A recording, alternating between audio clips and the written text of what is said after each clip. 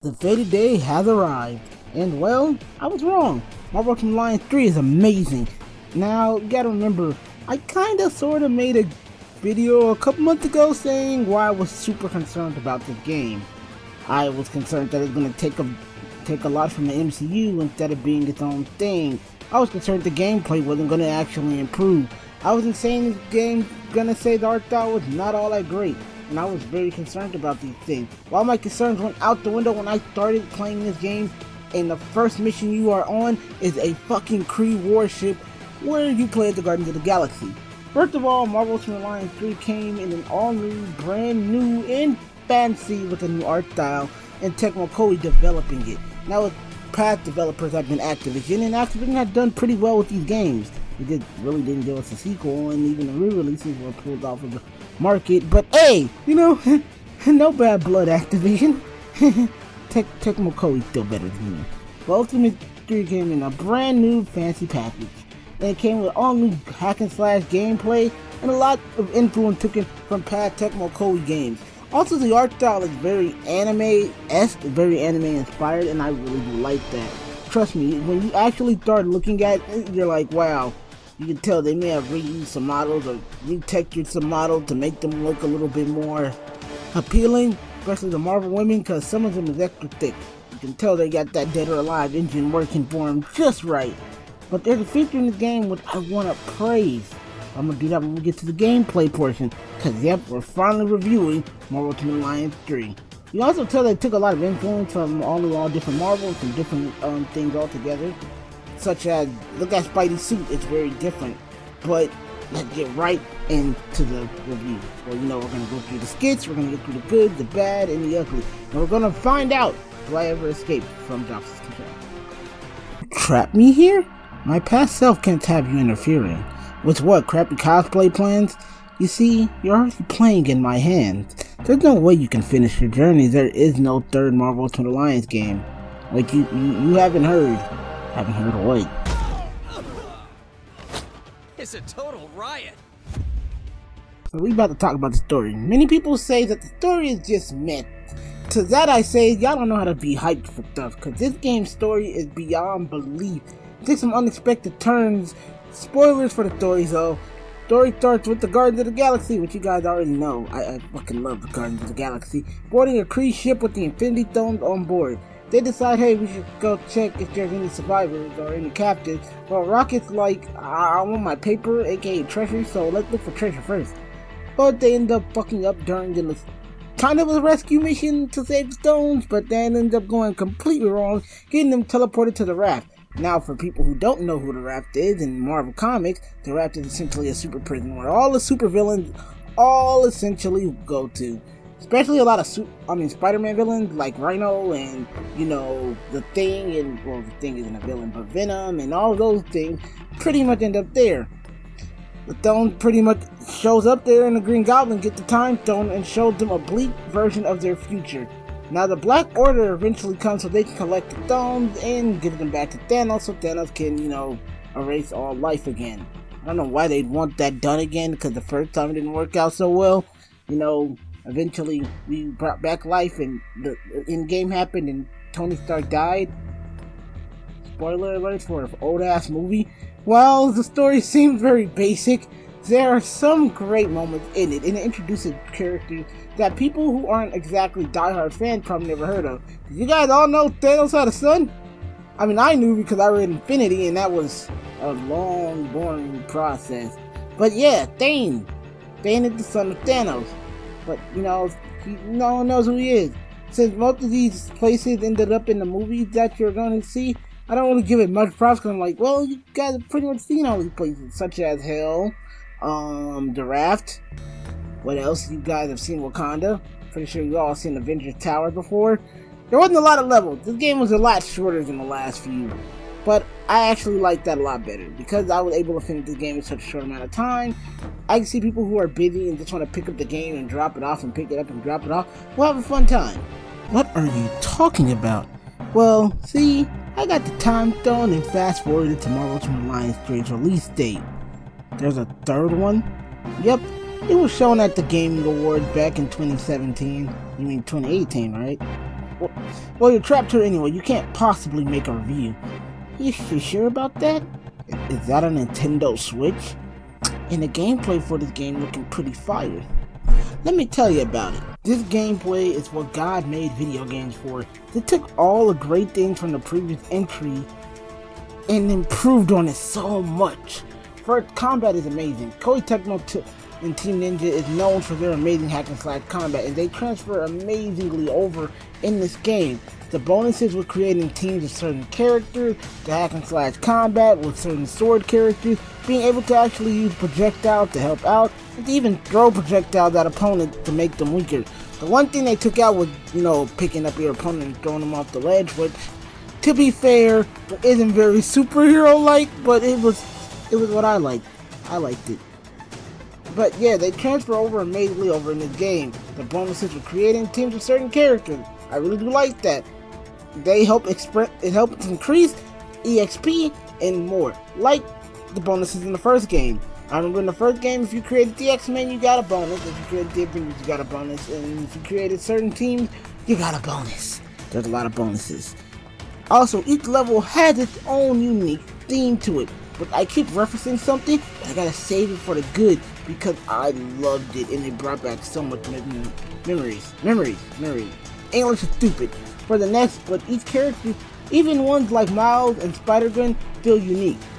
And different. I know they were going to, but I was curious how they were going to actually have Miles play hugely different from Peter because they are essentially almost the same character. I mean, if you read the comics, but Spider-Verse fixed that. They were going to pull it off easily.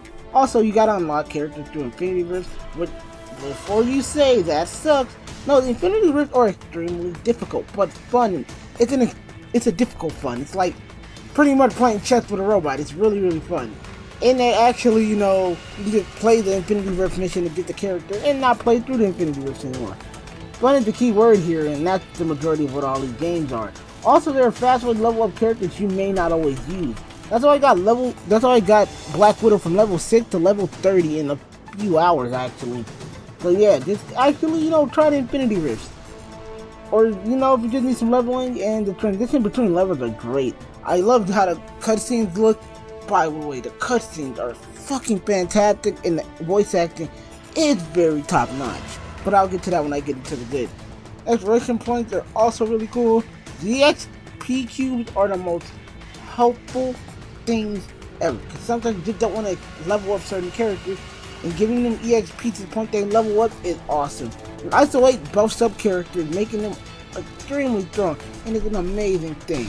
Basically, it gives gameplay definitely a 5 out of 5. Amazing. Great job. Well, you can't make a review if no one can see them. You can't stop me. What you gonna do? Send me to the infinite void of nothingness? Perhaps. Well, I collected all the thumbs now, so... What did you do? Well, I'm gonna dip because, I snapped my way out.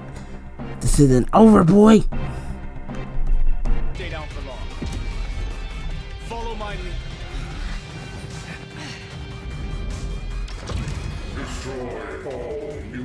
There's so much great things about this game, but what I want to talk about is the X-Men level. Why? Because I love the X-Men more than the Avengers, actually.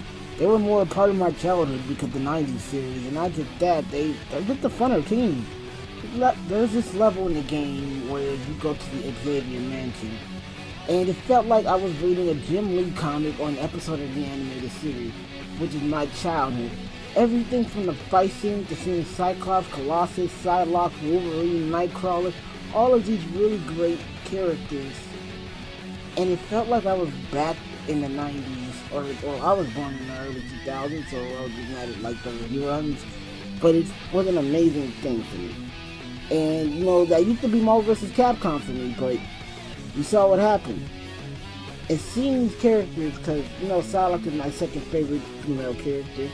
But Rogue is number 1. Rogue is definitely number 1. She's always at the top of my list. It made me awesome. I want her to be DLC. I want a lot of these characters to be DLC, but yeah. I praise the game's combat because it's so unique and fun.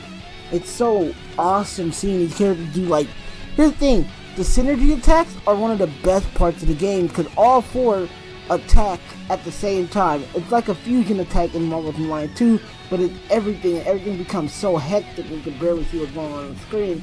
And to me, that's always cool. I always praise the OST in certain games, but this game has the best in any Marvel game ever to me. Only being rivaled by Marvel's Capcom. The composer for this, and I don't know who composed it, only because I didn't do extensive research, did an awesome job. My favorite thing is the voice actors they've gotten. Yuri Lowenthal kills it as Spider-Man yet again. Captain America's voice actor still got that patriotic sound. Iron Man still feels like Iron Man. He doesn't feel like Robert Downey Jr. though. But you know, you can't have everything be perfect. Johnny Young Bosch as Iron Fist? Whew! That was amazing. I don't know who they got to do the Daredevil voice acting, but he did an amazing job. Hearing Noctis as Winter Soldier is just cool, because they gave Winter Soldier a really cool moment. Black Panther was the only voice I was like, oh, that kinda hurt. Him and like most of Thanos and the Black Order.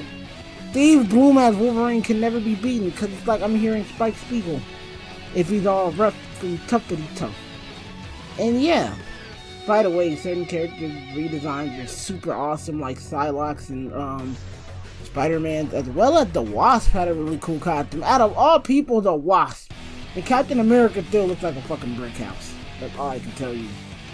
And cool, but the art style, it's super anime, so you're gonna really see some characters be like, damn, that's kind of anime looking.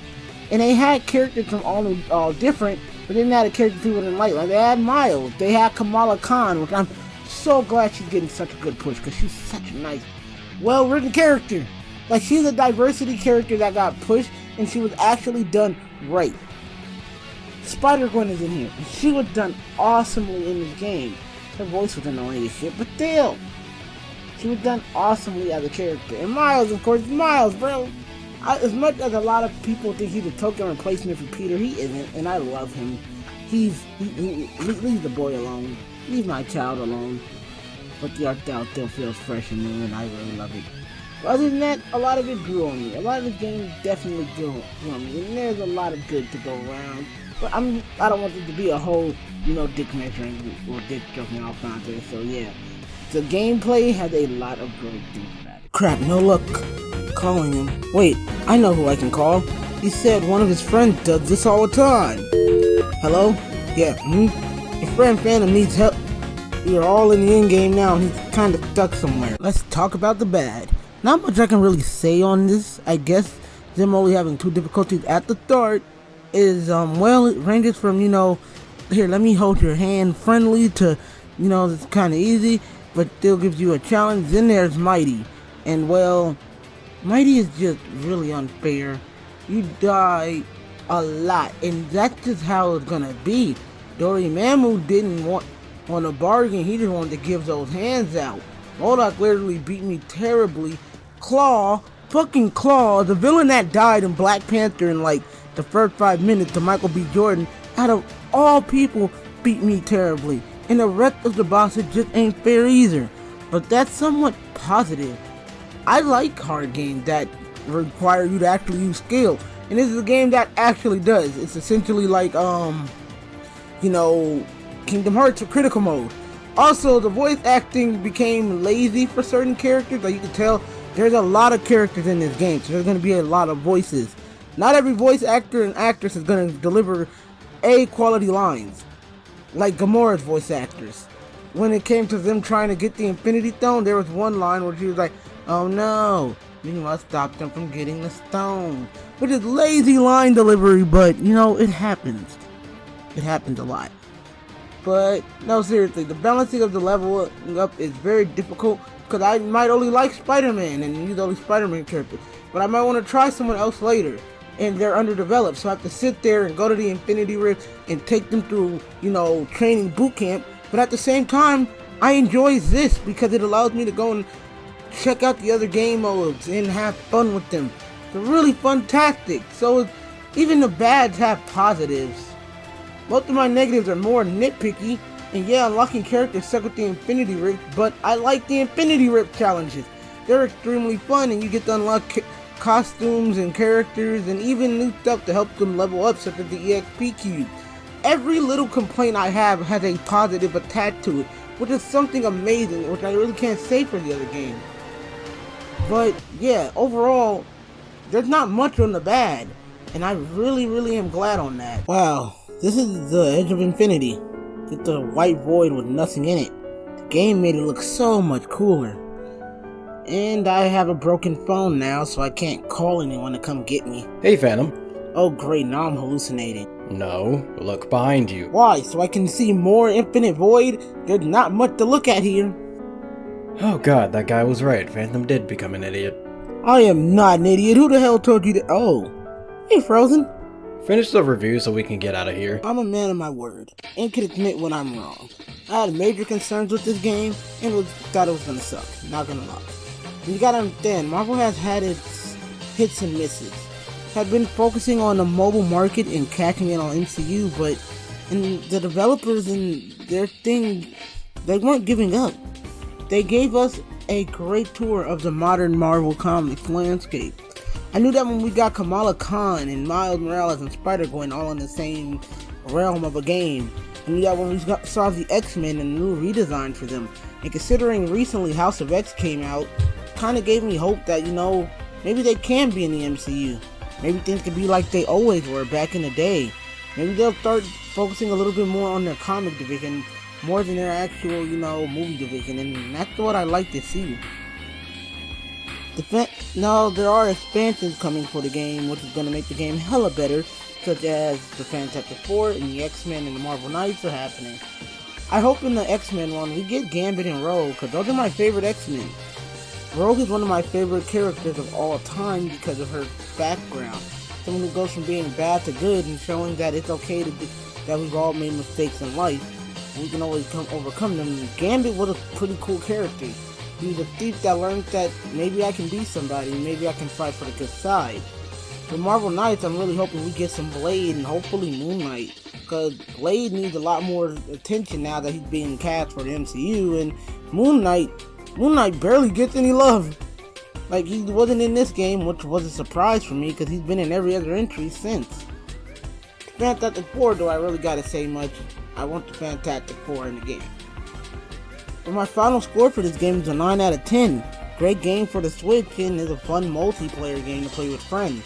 Definitely when you have couch co-op and you have a couple of friends over, you guys can knock back a few beers and get to know and play the game. And hopefully this leads to a sequel. I kind of wish that this wasn't just Marvel Ultimate Alliance 3, but a full-out reboot, because this game looks like it could hold its own just fine. Everything about this game holds its own just fine. It makes the previous games just kind of look like their own series.